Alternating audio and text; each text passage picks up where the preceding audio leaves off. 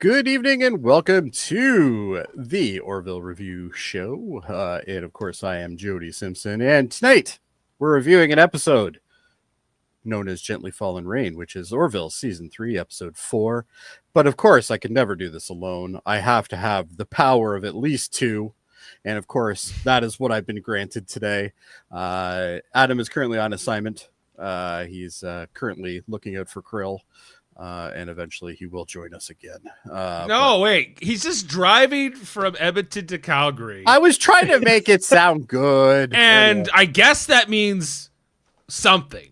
But I don't know what, Adam. What is it supposed to mean? You're not coming? Is that what it means? Oh. Some fighting words at the beginning here. All right. But anyway. And of course, how could I do this without the producer and... of course, the very opinionated at this point. I don't come here to hold back on my opinions, Jody. Well, I would hope not, Dave. Them.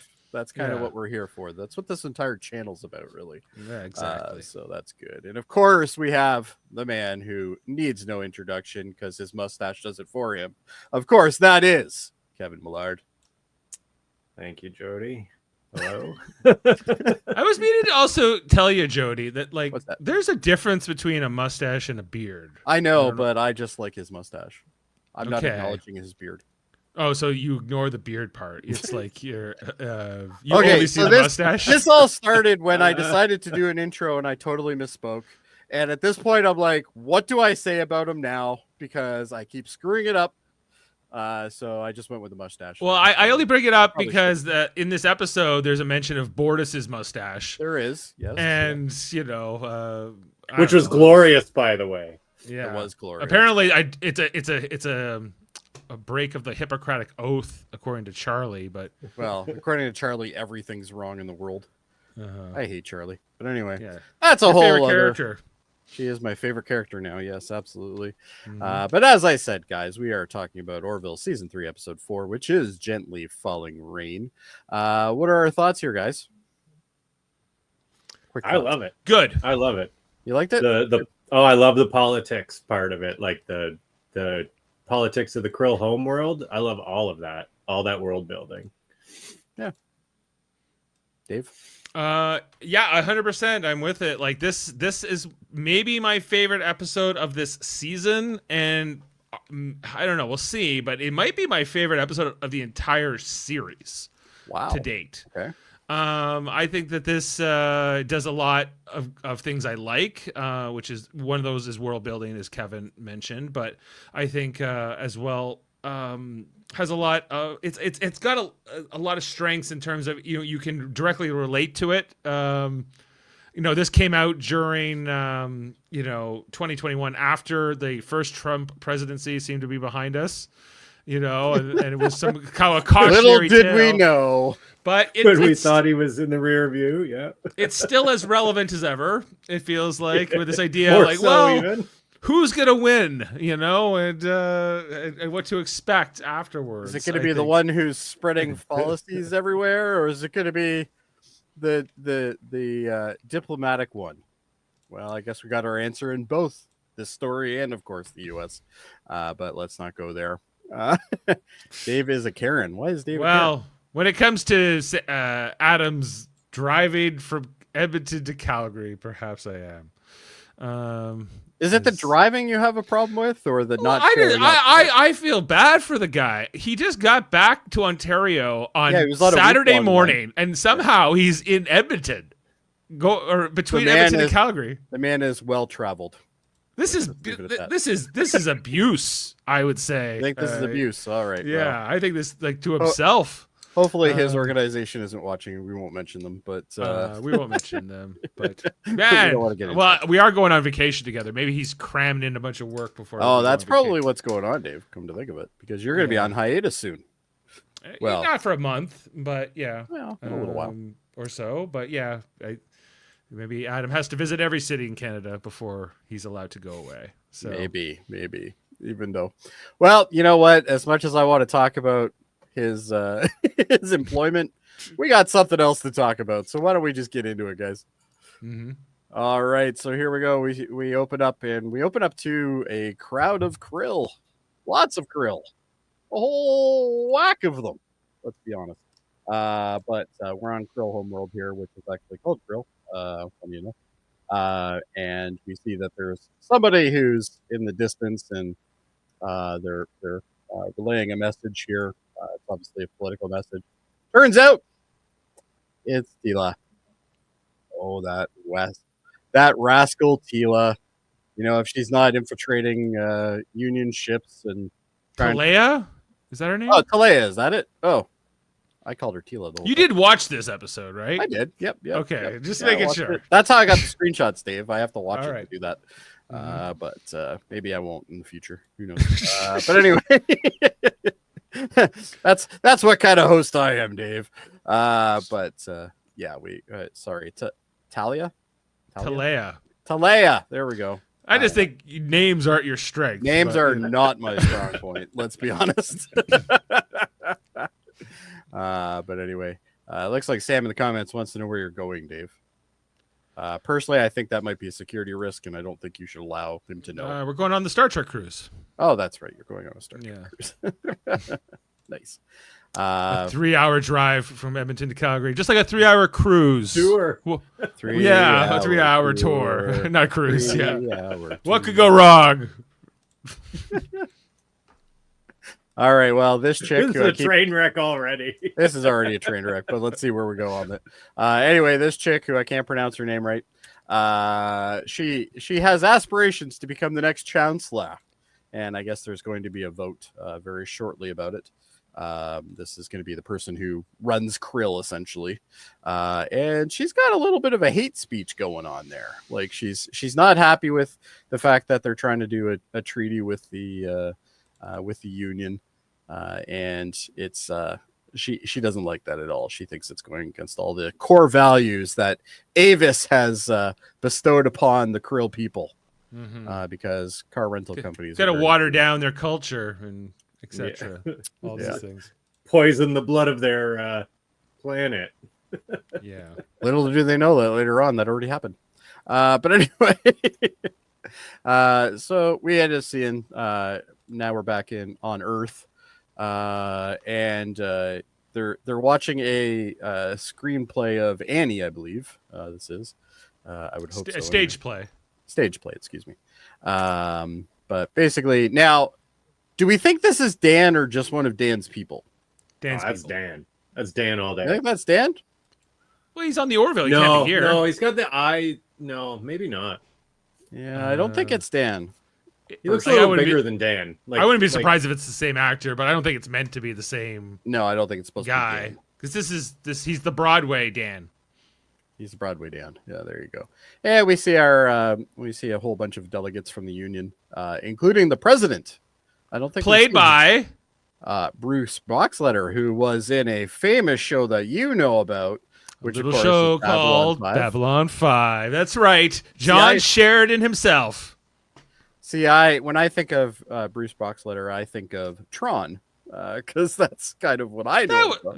I know he was Tron. He is Tron. He is the title character, and he's in Tron Legacy as well. He's briefly. In both of them. Yep. And the CGI version of him is also in, that's true. In Tron Legacy. I forgot about that. Yes, but Babylon 5, come on, he's like the main hero of Babylon. Honestly, 5. I've never seen it. I barely know anything about the show. So, I knew I didn't recognize him. Well, it's the makeup. The makeup is very the makeup heavy. Oh wow, I like this comment here. Dave and his annual B5 orgasm. Well, it's not annual. It's more like weekly. It's almost weekly. Yeah, let's be honest. Yeah, we like daily, but we can't be that lucky. Yeah, we're not going all the way there. Shade from Kevin. I like that. Anyway, we see that they're hosting, obviously, the delegates from Krill. I guess this is the preempt to the treaty that they're going to sign. Basically saying that they're going to kind of work together and be friendly to each other. And the current chancellor, which is the gentleman over to the right, I believe, our right anyway, is the current one, and he seems like he's a pretty down to earth kind of guy. But we find out later that he's not exactly as nice as he could be.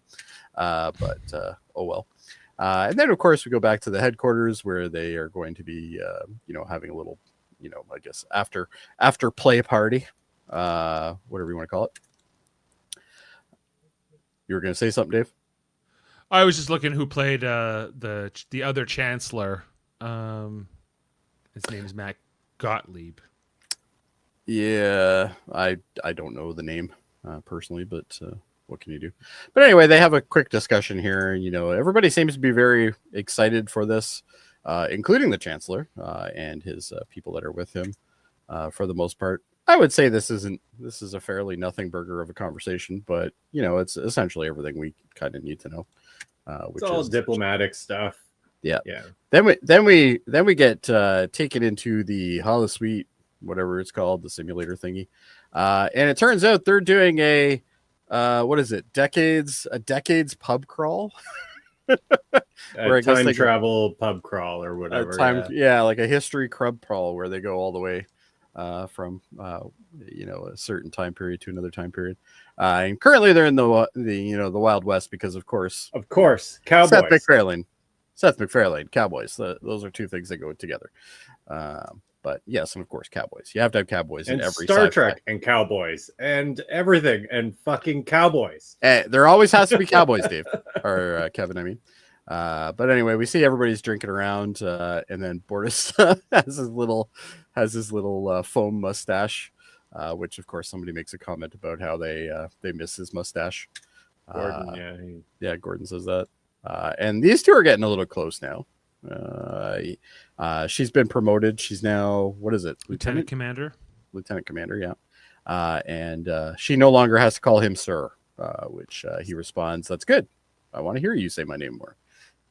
So obviously there's a little kind of little love in the air there, maybe. And then of course we see Isaac show up with his cowboy hat and his mustache on, which this didn't really make me laugh. I didn't think this stupid. It's stupid, but I love everybody's look on their faces as they see him. But yeah, I think I think this whole scene in the saloon is probably the weakest part of the episode for me. Right? It's just I would agree. Yeah. This is just filler. The only thing I like the aftermath when like they're talking to the admiral and they're like they didn't even know we were drunk or we were drinking all day like that. Like I think it's and then later on he makes mention that he is smart enough to realize that they were drunk. That they were. Yeah. But anyway, the two of them have been called up. They got an urgent call and they've been told to respond. And of course, there's what's his name again? Halsey. Admiral Halsey. There you go. So there, basically he says, yeah, we're going to be, signing that treaty and they want to do it on Krill. And you guys are going to be the first ship to, you're going to be some of the first Union officers to be on Krill, Krill homeworld. What a blast. And you're going to be coming and pick me up, by the way, which goes back to the saying that they keep saying where essentially they're just a taxi service because let's be honest, so is the Enterprise. The Enterprise is a taxi service in a lot of scenarios. But anyway, they're very happy with each other. So they end up going back to the space dock. And this is where they bring in, obviously, the delegate. First time we see this. I was surprised to see this. Especially this green guy. I don't know who this green guy is, but he looks pretty awesome. And then, of course, we have more of... What's his name on Babylon 5, Dave? Like his character's name? Yeah. John Sheridan. Okay. Yeah. I don't think I'll remember that either. Well, okay. I don't want to spoil Babylon 5 for you guys. Oh, please don't spoil it because I definitely will be watching it next week. But anyway. The writers and directors and producers did that. Yeah. Now, one thing I did skip over was actually at the beginning of this episode, there is a in memoriam for an individual, which happens to be the lady that's in the scene. I can't remember her actual name, but actually I should have it right here. I think I wrote it down.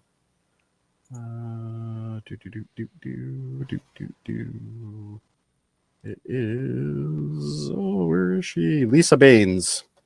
So Lisa Baines is actually, she's been in the business for ages, and unfortunately she died After she filmed this, but before it was released, she actually died in Manhattan. She got hit by a motorized scooter and suffered a brain injury. So that's pretty terrible. She was only 65. Yeah.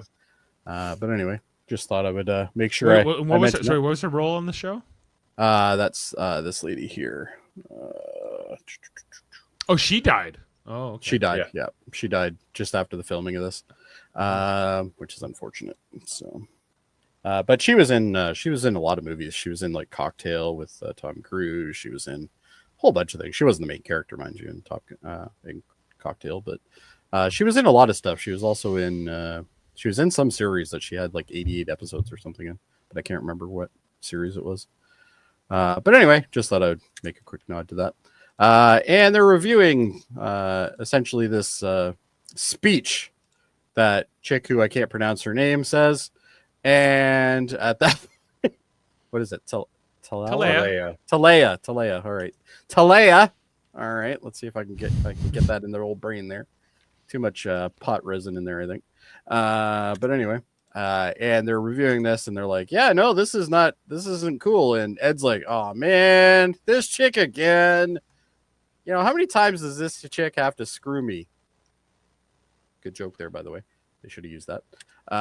But which that'll come into play later, unfortunately. But anyway, we see the other chancellor, and turns out he's not that great of a guy either. Apparently, he kind of set people aside, but it turns out that they use, now Davin would be interested in this. They use AI to create false accounts of the other party and then send it out to everybody to examine. So, right. This guy's not so bad. He didn't do anything that we don't know for sure. But like, I think that that's the whole point, is that the reality and fiction are very blurred, and it's hard. But like, the Union has the same technology and they don't use it for this purpose. We don't know if they do, but no, we do.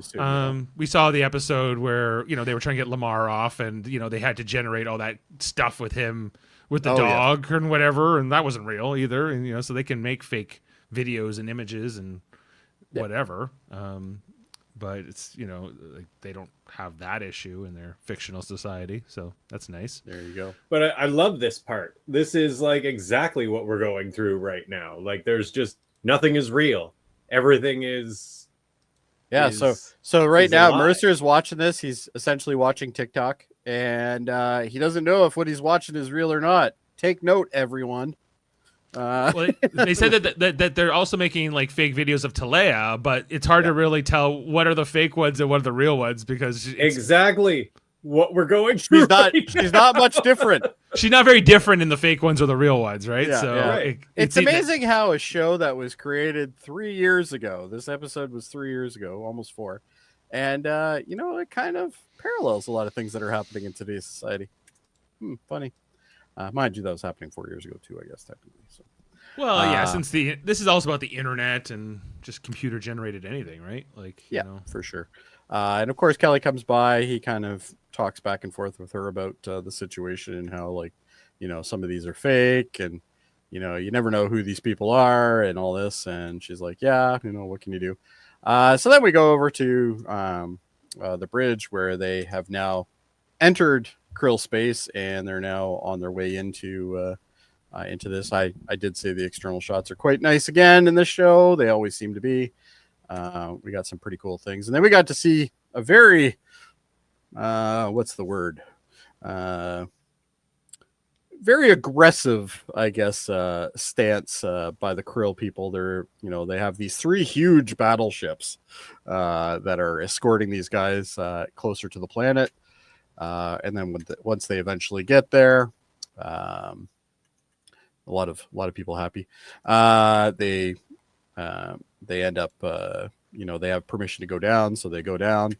They get into the shuttle. Kelly gets left in charge of the ship, which, hey, Kevin, for once, not the entire crew is going down on an away mission. Right. Right, Kelly's going to be in charge for once. Well, actually, truthfully, Kelly's always in charge, but yeah, she pretty much is. Like officially in charge for once, and not also on the planet. Yeah.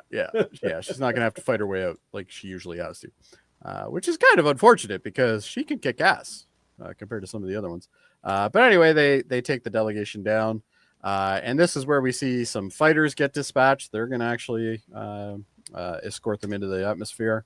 And Charlie mentions that the atmosphere is very rough. She's going to try to give it a good go. And this is where we get the line. Basically, Mercer's like, Halsey, do you want me to like take the con? I don't think you need to do this. And he's like, yeah, okay. And he goes, well, I just want to make sure you're, equipped to know all this and blah, blah, blah, basically. And he's like, this is where he basically says, yeah, no, I'm smart enough to realize that you were also drunk when you were talking to me. And he's like, shuttle's yours. Enjoy. Shuttle's his anyway. He's a fucking admiral. He can do whatever he wants right now. I guess the president might succeed him, right? Maybe. The president does rank the admiral, yes. Yeah, I'd imagine. Yeah. Do we know that for sure? Well, Yes. How do we know? Like, is in this structure, is the president the head of the military? No, he probably isn't. Well, I am presuming so, yes. Why? Because it's American. The show is American, and that's what Okay. that's how they think, and that's how Seth MacFarlane would think. That is excellent reasoning. I withdraw go. my question. You know what, Dave? Points to you. But That was it's good rebuttal. but you're asking a reasonable question that it could be a different structure. It wouldn't be with this show, I think, particularly. But Right. But they could prove us wrong and show. Well, actually, no. It's the Prime Minister of the Union is the real head of the military or something. Yeah, who I don't knows? Maybe we'll find out in season 4. But anyway, so they go in. They have a bit of a rough ride, but Charlie keeps them intact because she's the golden child for this season. Anyway, we end up going down. We start to get to see a lot of the architecture and stuff. Very cool. Yeah. I really love the design of the Krill planet and the city and like the lighting. It's I don't. Blade I'm not a big Runner. fan of the people, but I really like the look. Reminds of me the of city. Blade Runner. There's a lot of For sure. advertising and stuff like that. And, This is a planet that has no sunlight. Earlier on, when they were watching Annie, they found it to be harrowing because the sun will come out tomorrow. and that's a haunting thing. Yeah, for this planet of vampire goblins, they're not too excited about it. Exactly. So anyway, they end up landing, and I guess I missed the screenshot, but Halsey basically says, "Hey, Charlie, why don't you come along? You don't have to stay on the ship." Turns out that's a bad thing for her, but anyway, it works out. I guess she was excited. They go through the halls. They end up seeing Avis, the statue of Avis. And when Charlie makes a comment, "Oh yeah, he's a very welcoming image." It's like the guy looks like he's ready to like rip your heart out. But a lot of gods are like that. What can you do? But anyway, they end up going into the counselor's chambers here. And they're basically here to kind of sign the treaty, but they have to wait for him. There's an election going on right now, which I thought was kind of Which he's supposed to win. Don't worry He's about supposed it. to win, Yeah. no problem, no issues. Kind of strange to have a foreign delegation on election day. Yeah. Seems like a bad idea. Yeah, It's weird that they agreed to this. Like, we'll come the day after the election. Yeah, How maybe about we'll that? see who wins first, and then Let's we'll make sure know who you're we're in talking power to when that we day. get there. Yeah, Maybe- make sure you're in power when we get there. Yeah, Maybe you would want to establish, like, hey, we have an embassy on the planet before we. an embassy might be a better start, Dave. Yeah, You're right. I don't know. Yeah. Like, there's a lot of things, like, security-wise, I think they could do, but they're just kind of going along with the ride because they need the peace with the Krill, right? So, Exactly. So here's my question: why is the security officer not here? probably to just not escalate any tension or it's as to show it's a sign of peace, I suppose. But know? think of the situation that they had. If what's her name, Tala? Mm-hmm. Yeah. Hey, I got one. Tala, if she was here, she probably could have avoided some of this. Well, yeah, it's odd that there's not like some kind of an equivalent of the Secret Service or just security Something. detail for the president, but Yeah, exactly. I don't know. But Like, it is what it is. But anyway, so he mentions that he's currently in the lead. Nothing to be worried about. And yeah, they're excited. They toast to his victory that's coming. And turns out it's not. She The actually polls wins. were wrong, guys. The polls are wrong. I think personally, the chancellor should create some sort of uprising. Maybe charge a Capitol building or two. Because he doesn't agree with their voting system. I think that's probably the best thing to do. But that's just me. What do I know? Oh, and then pardon them later. That'd be a good idea too. But anyway, that's a whole other issue. That was my political talk for today. Thank you for coming to my TED Talk. All right. So anyway, we end up seeing that Talal, what? Talila? What? Well, she doesn't come in directly, but her goons show up. Her goons show up, yeah. And basically say, we're kind of taking y'all into custody. And he's like, she's not even in power yet. Like, we're just still in the vote. It doesn't matter. She's not even signed in yet. And this is where we're at. So anyway, they all get escorted out of the chamber, including the chancellor. And at this point, they have him at gunpoint, and they're bringing them all away. And then at this point, I think this is when Bortus gets the information that she won. Am I right on that? No, I don't think they even get that. I think that they you're right. Yeah. They just get attacked by... Yeah. That's right. They start... yes, they locked onto the ship with a tractor beam. Tractor beam, yeah. Yeah. And, this is where Kelly starts shining, because she gets all bitchy really quickly, which I like about her. She's just like, yeah, what are you doing? Basically, let us go right now, blah, blah, blah. And the guy explains the situation, basically, the new Supreme Chancellor has said, they're going to take you, and we're taking you into custody as well. And she doesn't like that very much. And then she sets out to do a directive. What was it? Directive 12? 21. 21. Oh, we're almost there. So Directive 21, which we don't totally know what that is, but I guess we kind of do. But anyway, so he basically says, okay, he's been ordered along with Claire to start preparations for that.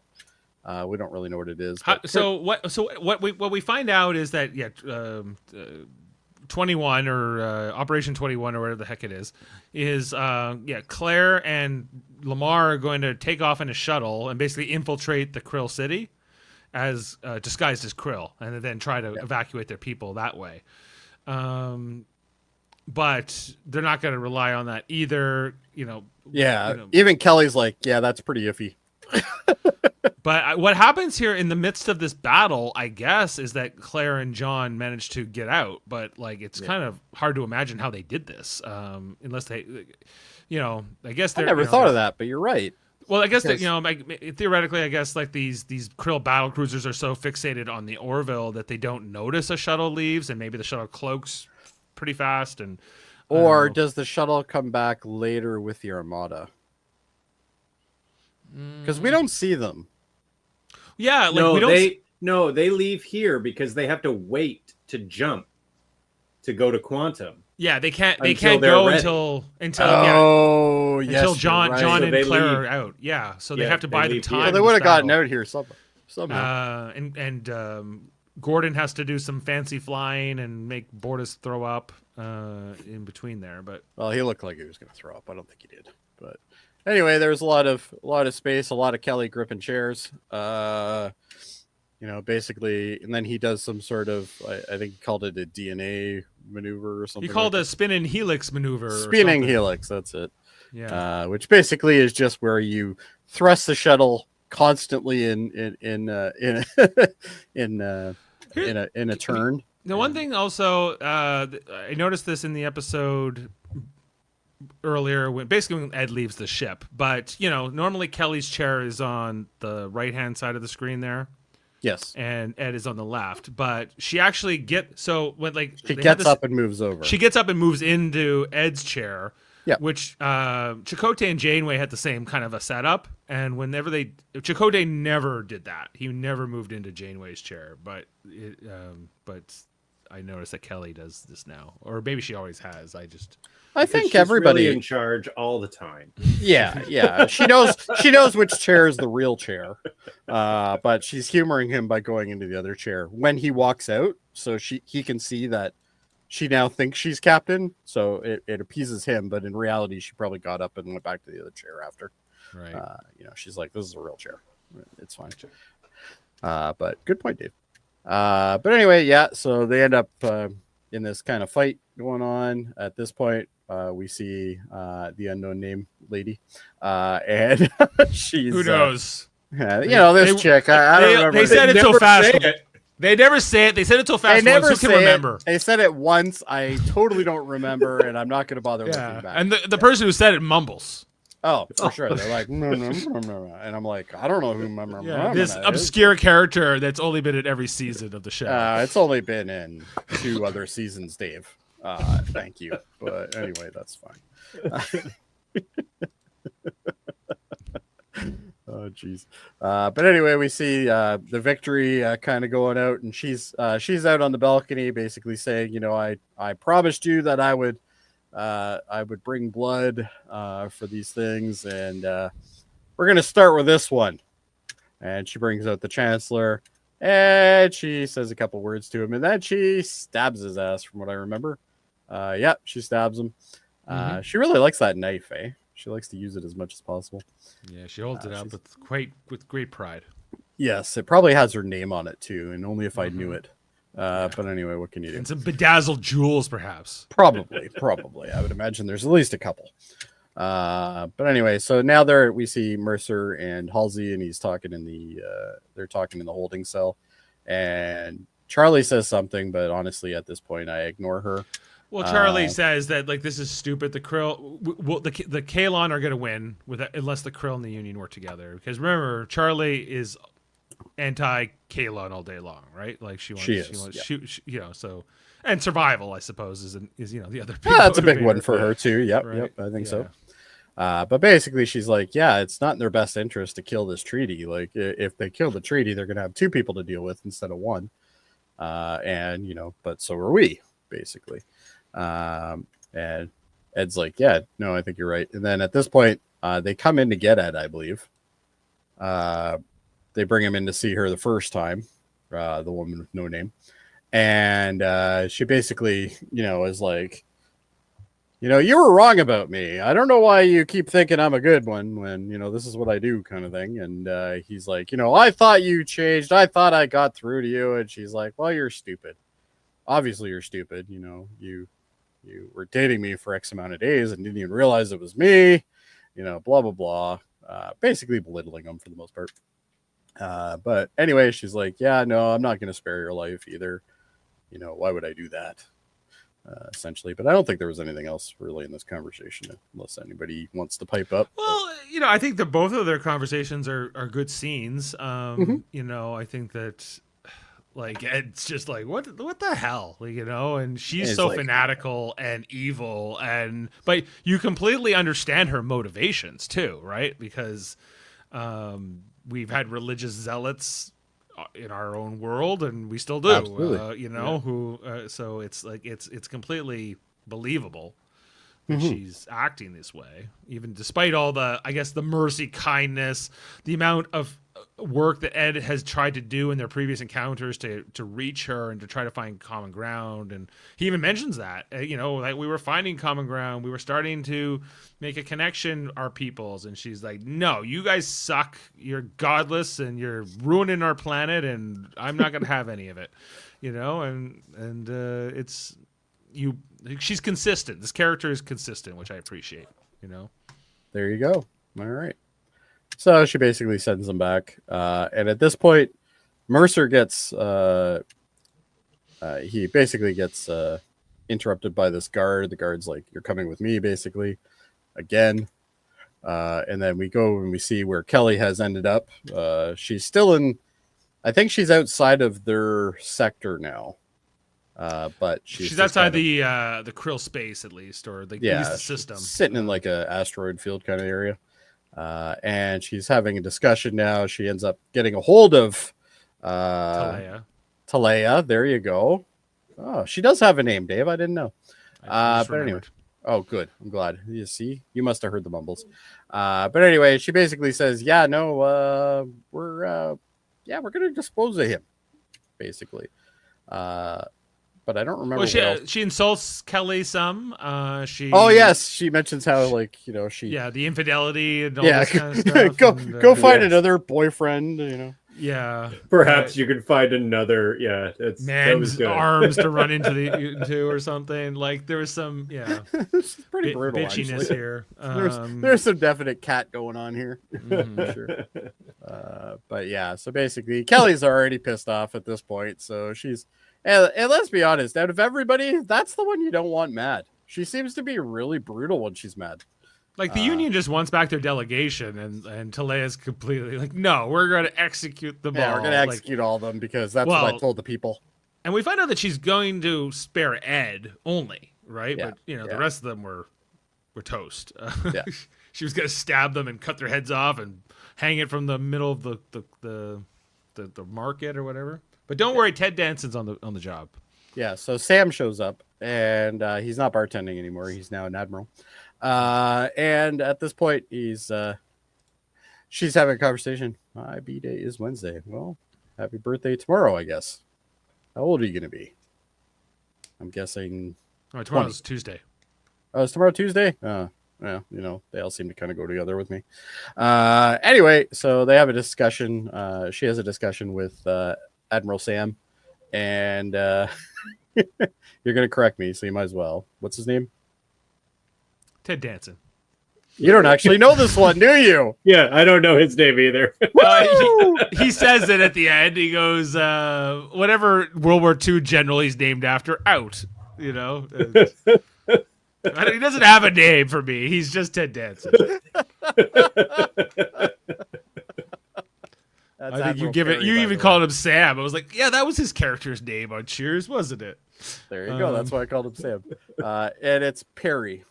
Apparently. Yeah. Admiral Perry. Yeah. Admiral Perry. Yeah. Which I didn't know either. But anyway, whoops. So we go back to the home world. She's now. They're now escorting Ed. Somewhere they have him cloaked, and so these are Talea's guards. So they were going to take him back to their shuttle, and the plan, I guess, here was that he was just going to fly off and get out, right? Because who would notice this human as long as he has a hood on in the city? He looks just like everybody else. And the funny thing is, like when you see all the long shots of all the people walking around, nobody has a damn hood on. Nobody wears a hood. You would stand out just for the fact that you're wearing the hood. Yeah. Why would you even need a hood? What's he got under that hood? Holy shit, it's a human under that hood. Yeah. But anyway. With the amount of ambient lighting here. They walk around this kind of Blade Runner-esque, area, which I guess is the commerce area. I think they mentioned it earlier.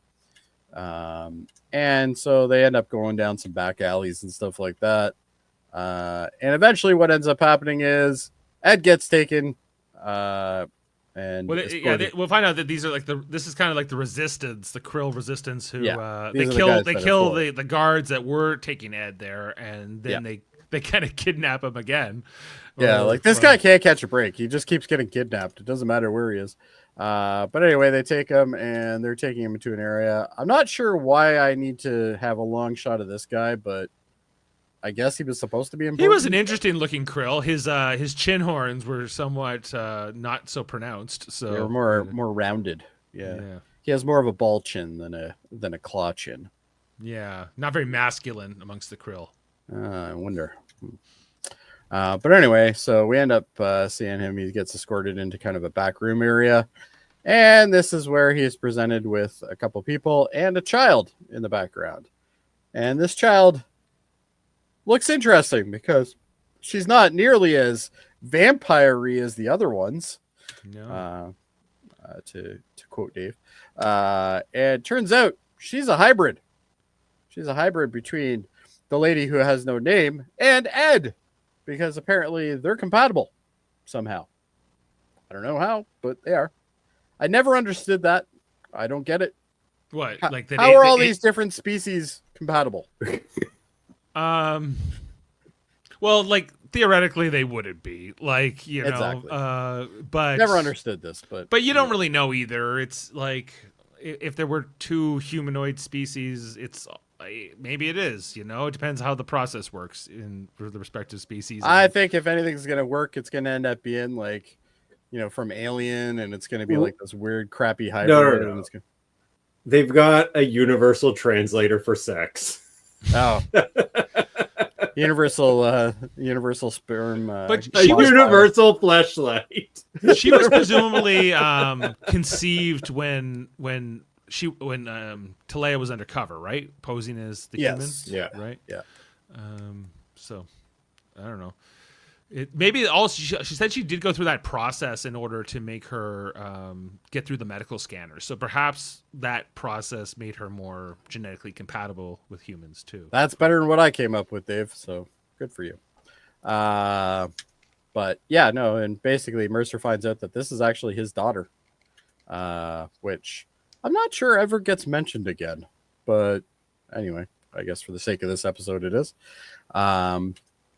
But we find out that she's fairly gifted, pretty smart. She's good at the Rubik's Cube. The Krill Rubik's triangle, I guess. Rubik's pyramid. The Rubik's pyramid. Yeah, there you go. That lights up every so often, at least in post-production. But anyway, so we end up, she's just playing away, and Ed they kind of let him know that this is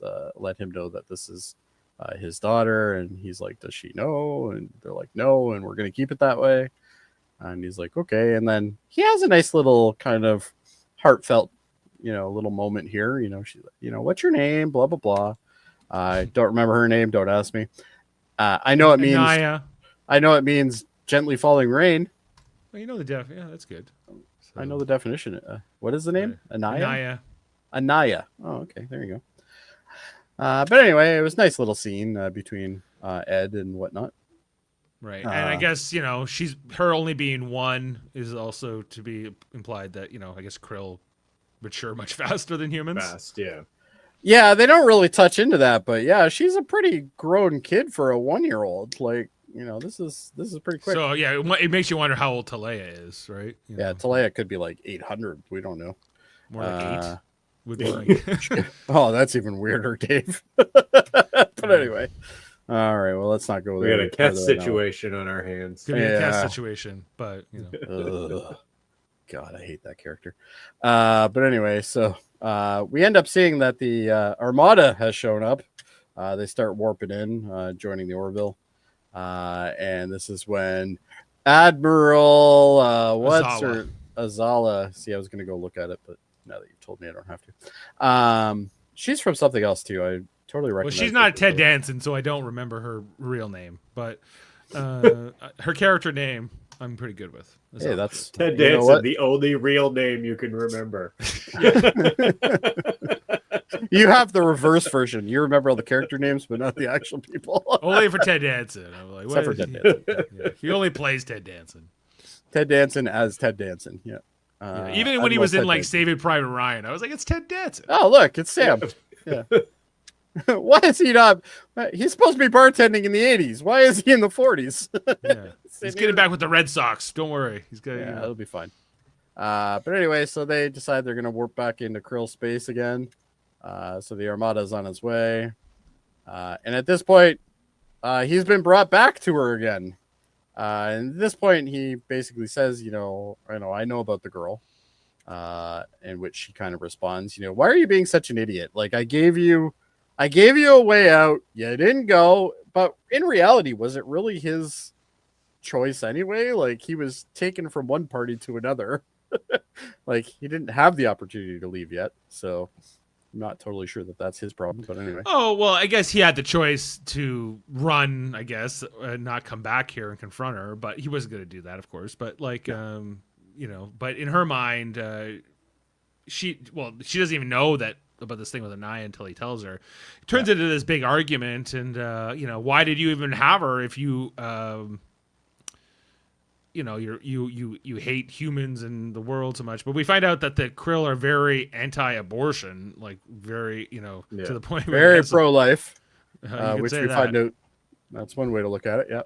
But basically, she's like, "Yeah, let me show you." Basically, so they go into this kind of observation room where there's two people are brought in, and I guess they recently had an abortion, and they're going to genetically make a hologram of the kid that they would have had to kind of torture them, I guess. Really is all. Yeah, this is like a new definition on cruel and unusual, I suppose. Yeah, and it's like, why did you get rid of me and stuff like that. It's like, wow, this is deep. Yeah.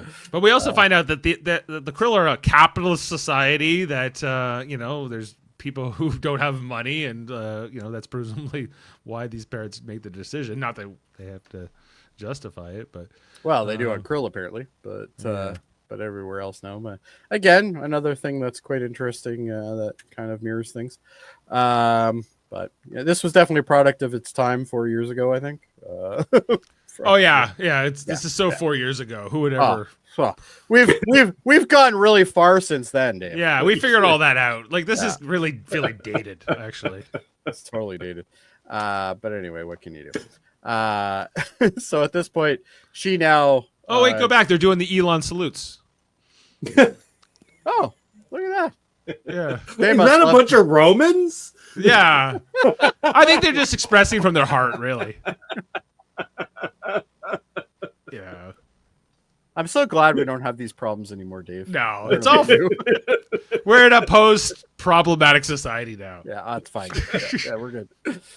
You can do all the salutes you want. It doesn't mean anything. Yeah. But anyway, so she addresses her people again. This time they've brought the whole group of them, and they're gonna kill them all apparently. And she's got the sword. She's got her little dagger again, which she's already killed the Chancellor with. And this is when all the Armada shows up. And they're here to cause some crap, basically. And I can't remember what board it says, but basically, that they're coming for them, basically.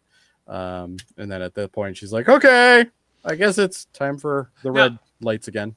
Well, she does say red alert in this twice, and have they done that before with red alerts? Is red alert a Star Trek specific thing, or does this exist in military? I don't know terms? that they've done that on this show ever. Well, I know a red alert does exist in military, but I'm not sure it means the same thing. I always wondered if like red alert was something Star Trek specifically invented, or if it kind of existed before the show. But maybe it's one of these things that is just so much in our cultural consciousness that we goes in. It's like, well, that's Star Trek invented that, or. Cambridge University doesn't tell us much about it other than the Army was on red alert against the possibility of an attack. So it's the state of being ready to deal with a sudden dangerous situation. The term red alert was first used in World War II, indicating aircraft overhead. There you go. So when things were about to get bombed, you would say red alert. Oh, there you go. Not only do we cover science fiction here, Dave, you learn things. Yeah, this is a history show, really. This is, you know what? Honestly, we should have a government grant. I'm with you. Yeah, there you go. But anyway, so Kelly moves them to red alert. At this point, we see a massive attack starting. There's one thing about season 3; they are all for casualties. This battle, we don't get any sense of what the casualties of this battle were, but I feel like there definitely was. I feel like they were heavy on both sides. Yeah, you see a lot of ships going down. You see a lot of them blowing up. Yeah, and it's plausible because they have the president of the Union in this as a hostage. And I could, this would, if maybe it was just the admiral or somebody, this would seem probably taken. Doesn't someone ask one of the admirals, "Are we in a state of war?" And they just go, "Yes." Yeah, they asked Ted Danson. Oh, and he goes, "Yeah, but yes. We're also, we'd also like to not be as well, because we have the Kalons." And they have essentially the head of the government And the head hostage. state. Yeah, they've abducted and they're going to murder the head of the union. Yeah, Right. So yeah, it kind of makes sense that they show up. that's an act of war, I would say. Which just shows Okay. like Talea is like as stupid as her philosophies are and all this kind of stuff. She's even dumber as just like a leader and like, you know, Yeah. and just playing this out. Like they just like all I how wonder many what people that's like. Yeah. right? Hmm. But like it's just like, you know, and then she's Personally, like, well, I think she should just contact the Kalon and say, "Hey, you could become the second planet of our solar system, and you know, we won't tax you as much." which one of these like hostages should I stab with the knife first? I know the absolute worst one I could pick. The president. Let's go with the president. Yeah. You Like, know, I and was hoping for Charlie, but that didn't happen. because that she would be the least important one, right? You know, not that it would be a good thing. You're supposed to start but, with the least important and work your way up. Like that's kind of how things but go. not You're to going to Lish. lose your audience by the time you get to Charlie if you start from the top down. Yeah, Do you think no, anybody's tuning in to see Charlie get stabbed? No. No. They already saw the Chancellor. We can't go down. We have to stay parallel. Charlie would be like the Tyson fight. Like Right. it would be, yeah.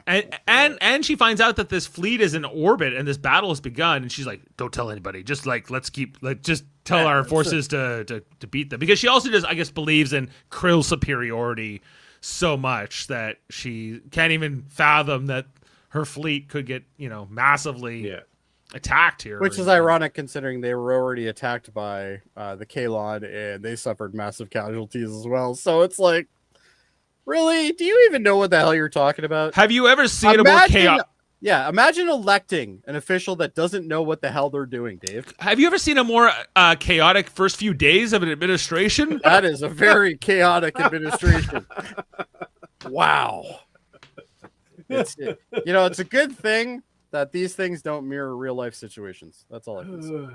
Yeah, so it's a good thing this is all just fantasy. Oh, it's a good thing. So anyway, she ends up stabbing the president, and that's when we see big, huge lights. I feel like Lamar and Claire could have showed up maybe a little sooner here. You know, maybe 5 seconds would have helped. Right, because they show up with all their little UV bombs or whatever to kind of. I guess they're essentially like flashbangs, that type of idea where they kind of stun you. Yeah. But anyway, so they end up running off. They run off into a Blade Runner-esque vehicle.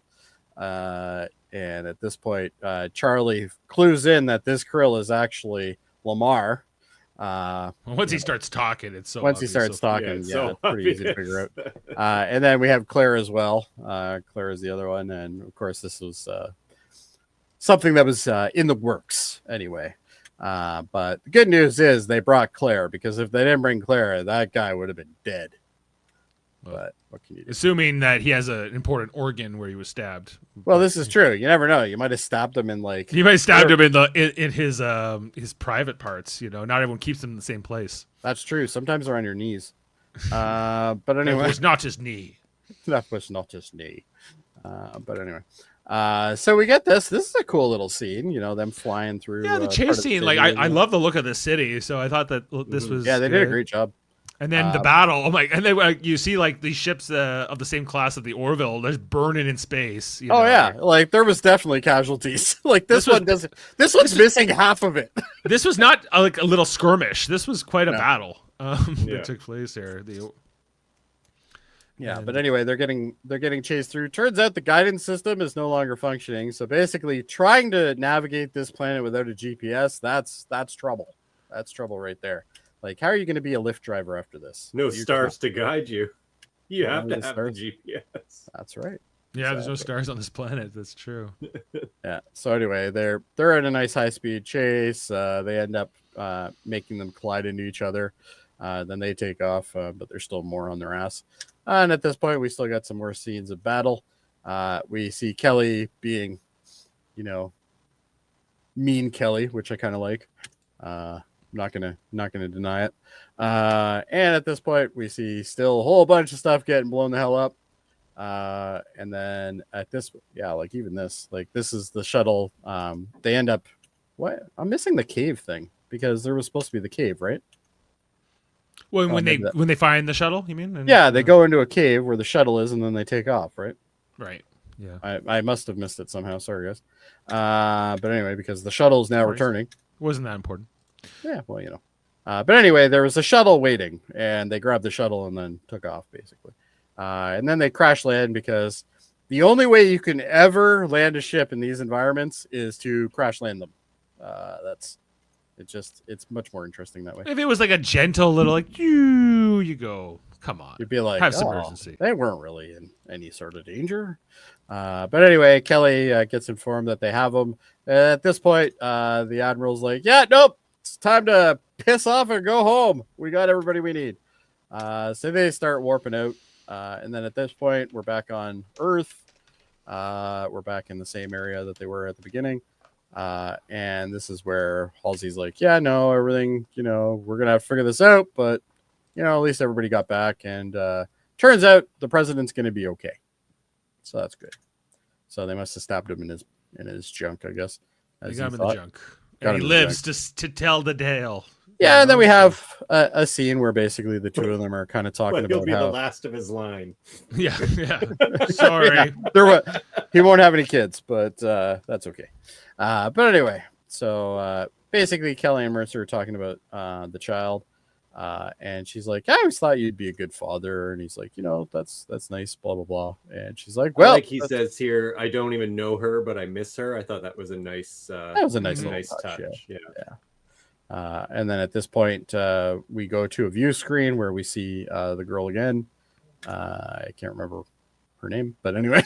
Anaya. There you go. See, Dave, you're much better at this. And then we see, obviously, the woman with the unknown name watching her child. And at this point, she's just like, you don't really get the impression that she's enjoying watching the kid. Well, I get the impression she's like conflicted. Like she cares about her daughter, but at the same time, she's. So is this supposed to show us that she may actually have some emotion?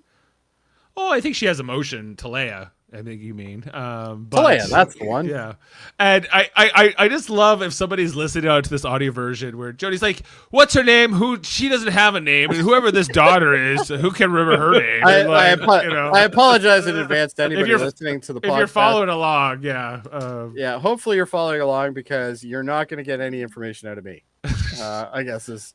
if you were looking for the Coles notes of what happened in this episode, you might be confused. This is not the podcast for you. Just goes to show you why I'm never going to have another hosting gig after this.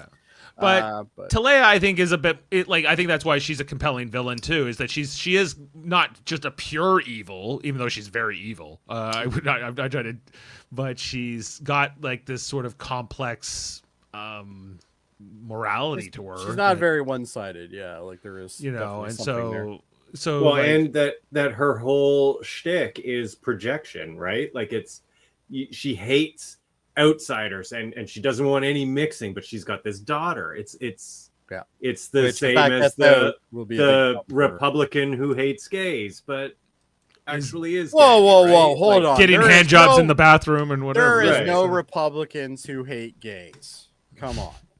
That's no, they love them long time. Yeah, sometimes more than once a night.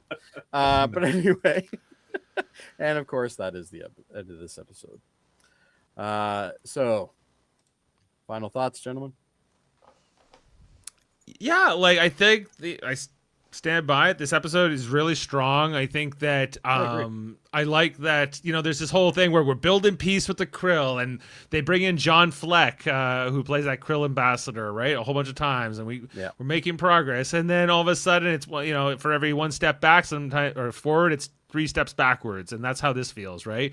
Where, that's this fanatical thing. I think bringing back Leia as a character was really smart. Yep. And making her the new, what if we make her like the Trump of Krill or whatever?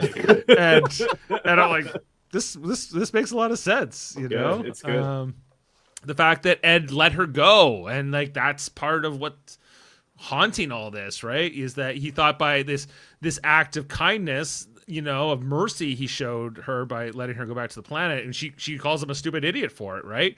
Yeah. It's, where he's also questioned the choice to give amnesty to Isaac, and is that going to prove to be the wrong decision or not?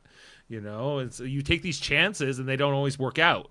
I think in most Star Trek, it was like, but I was nice to you and then we were friends and then there's peace. It doesn't quite always work out that clear in reality. True. Well, Dave, do you have some fun facts for us today, or is it me? I got a few. Yeah, sure. All right. Well, then it's time for Fun Facts with Dave. Thank you. Well, details discovered as well. All that. Seth MacFarlane directed the chase scene because director John Cassar came down with the flu. Oh. It was a good chase scene. I liked it. Yeah, it was all right.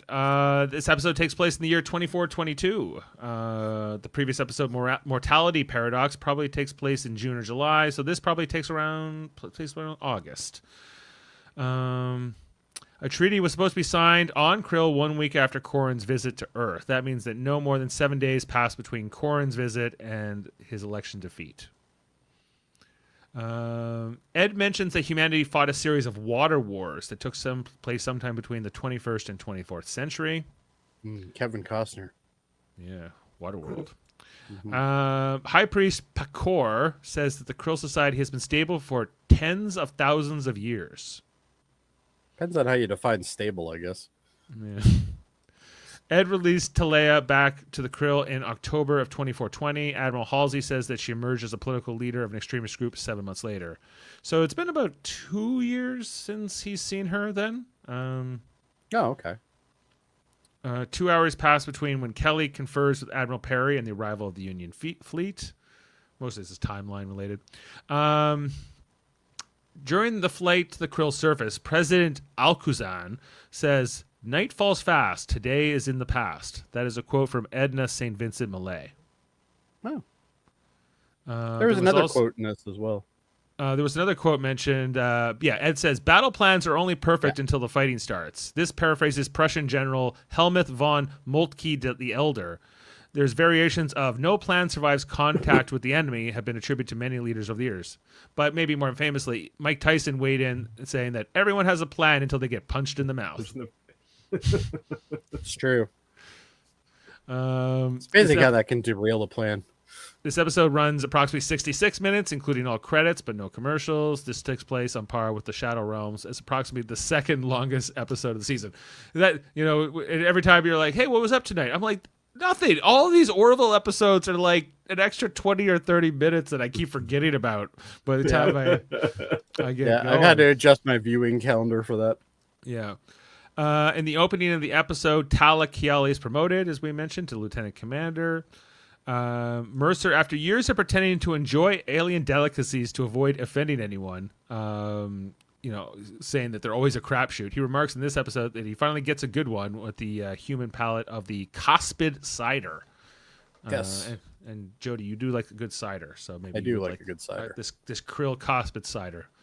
It's blessed. I bet by I would Avis. enjoy it. Yeah. Well, if it's blessed by Avis, I totally want to try it. Right.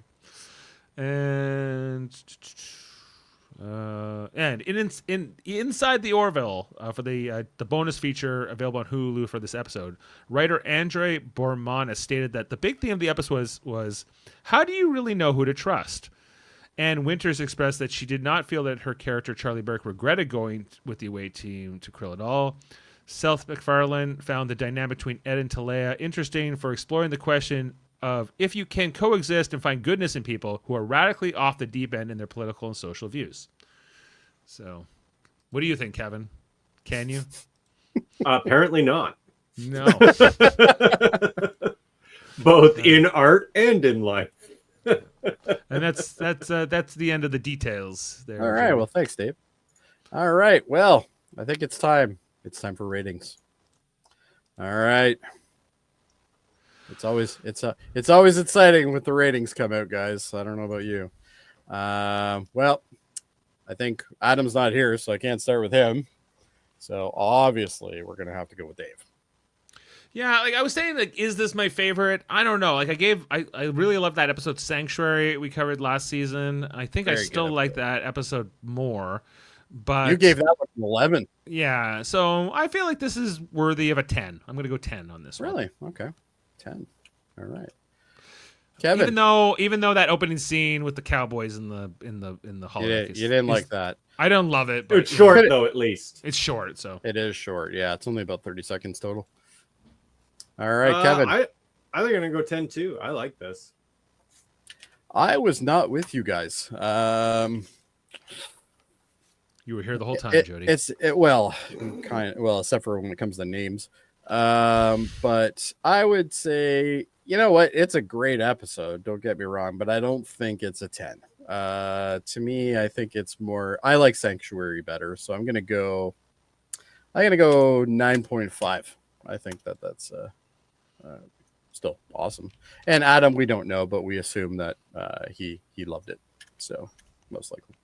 But anyway, that gives us an average of 9.8, which is one of the highest ones that we've had throughout the series, actually. Only to be shadowed by, I believe, Sanctuary.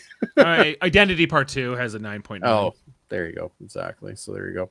And IMDb has 8.3 on this episode. So clearly we liked it more than some of those people. Although that's the highest rating so far of the season of all the. Oh, really? Okay. All the other episodes. Yeah. So there you go. So combined average of 9.1. But Dave, I know what you're going to say. You're going to say, Jody, you might not know names, but you know what comes next. I probably do, Dave. The minute I click this thing and find out, it's going to be A Tale of Two Topas. And this is tension between Kelly and the Mocklins result when she helps Topa prepare for the Union Point entry exam. She's already that old. All right. Right. So there you go. Right up there with Anaya. You know, right up there with the Anaya. Yeah. So, you know, obviously everybody grows faster than humans in this world. Humans are so slow. We're just slow terrible in more ways than one. But anyway, so that's it. But Dave, this isn't all we have here. No, we got other things. We got people who do various shows, and they generally know the names of everybody. Yeah, that's right. You know, that's a big plus right there. We got a lot of busyness around here at Live Long and Podcast. What was that? Saturday we covered the Section 31 special movie event. Unfortunately, you were on, Jody. Spoilers, but unfortunately, you were on, Jody, and yes. so was Justin, and we had Heather, and I've been gathering the scores. And Kevin, did you watch it? I did.